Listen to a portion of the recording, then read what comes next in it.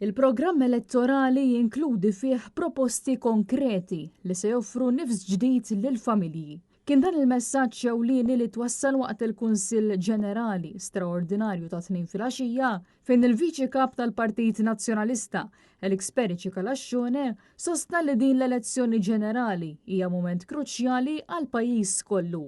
Elix Periċi Kalaxxone tkellem dwar diversi problemi li qed jaffaċċja il-pajjiż fosthom it-traffiku, l-għoli tal-ħajja, l-iżvilupp bla kontroll u l-isptarijiet li ma jistawx ilaħqu mad-domanda. Huwa jirrimarka li kull proposta tal-Partit Nazzjonalista hija impenn konkret lejn futur aħjar, b'aktar serjetà, determinazzjoni u opportunitajiet għal kulħadd. Kull kuntratt magħmul bil-kap tal-partit, aħna il-koll għaw qudiemkom nintrabtu li jiġi mwettaq bil-ħiliet, bl-esperjenzi, bl-enerġija, bid-determinazzjoni u bid-dedikazzjoni tagħna il-koll, bl-appoġġ tal-aqwa mħuħ li Malta u Għawdex joffru. Minnaħa tiegħu George Vital Zammit irrimarka li il-programm elettorali tal-Partit Nazzjonalista joffri pjanta bidla għal Malta u Għawdex u propju inbena minn laqat ma' ħaddiema, żgħażagħ, familji, anzjani, negozji u komunitajiet differenti sabiex il-proposti tassew jirriflettu il-bżonnijiet reali tan-nies. Zammit sostna li l-poplu qed jitlob politika serja u gvern li jisma' jippjana u jwettaq. Qed inresqu programm li għandu idejat kuraġġużi u innovattivi. Qed nipproponu mudell ekonomiku li joħloq xogħol aħjar, pagi aħjar, produttività, innovazzjoni u setturi ġodda.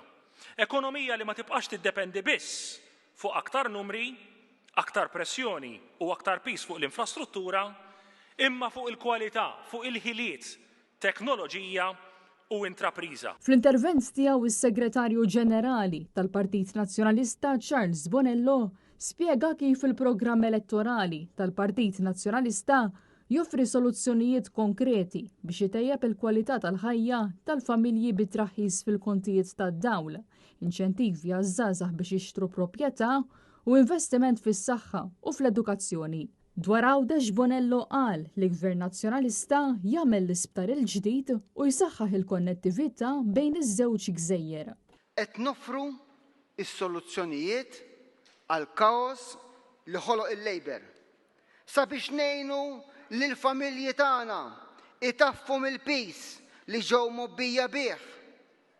U allura ħanejnu lill-familji fost l-oħrajn bit-tnaqqis bir-roħs fil-kontijiet tad-dawl.